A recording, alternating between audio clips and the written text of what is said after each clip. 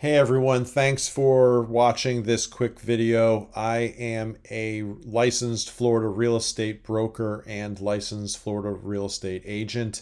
And I just want to make a quick video about like the proper etiquette for a tenant to apply for a house and the proper things a realtor should ask for and do regarding showing. The number one thing that I can recommend is do not text a landlord, a property manager, a realtor. Don't text someone inquiring about their house at 1 o'clock in the morning. Okay? That is very rude. Don't do that. Secondly, when you text someone, make sure you can carry on a good conversation. As you see in this example here, this person texts me, "How are you?" Well, I'm great. How are you? Uh, Maybe you could say, "Hey, I am so and so, and I'm interested in renting a place," which I guess they did, but not initially. So I get a lot of these messages and I respond with kind of an automatic message response that should be what everyone does to save a little bit of time. And my response just simply says, "The house is available. Do you have any questions? You can drive by at any time. Do you have any pets? When do you want to move?" The, the text also says what type of requirements that the landlord would require to move in. First month's rent, a security deposit of 1 month's rent, and the last month's rent depending on the results of the application. I also include a virtual tour.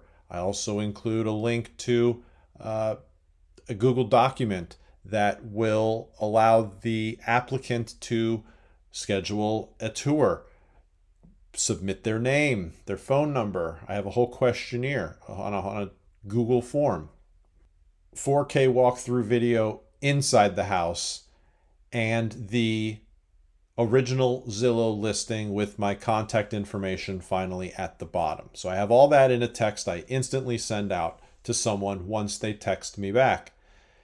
And then this person, as you see here, responds, "I do not have pet." Okay, well, thank you. How much do you have to get a deposit? Well, I just told you that up here, that the landlord is asking for 1 month's rent and a security deposit of 1 month's rent to move in. So here, 3,700.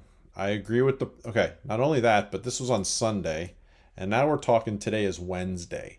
So 4 days later, he gets back to me and says, "I agree with the price of the house." I say, "Fantastic. I would like to know what day I can go see the house because I work."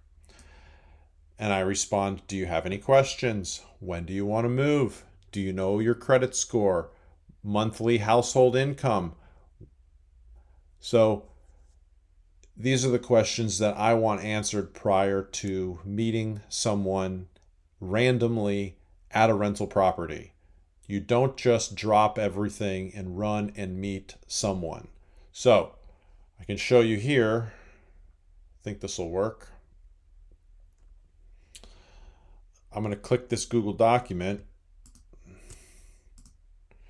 And this is my Google document. So enter your email address, your name, your property you're interested in, your phone number, your current address.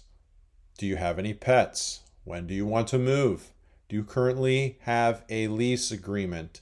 Has the applicant ever been evicted?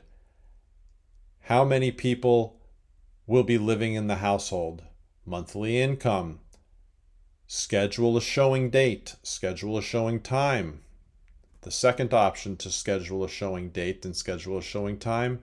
And finally, upload a driver's license. So if you're a realtor and you're doing this, don't just run out and meet someone because they want to see inside a house.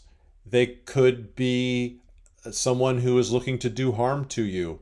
They could be looking to rob you, kidnap you, or worse. So at least you know that their form name matches up with the identification that they just uploaded.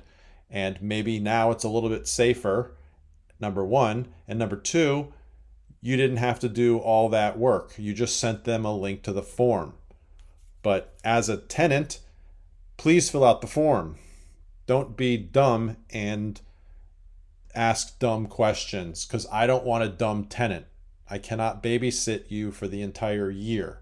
So that's my rant for the day. Thank you. If you're interested in learning how to make one of these Google Forms and what type of questions that you should ask a tenant or a prospective tenant, please leave a comment below and I will make a video on that. Thank you.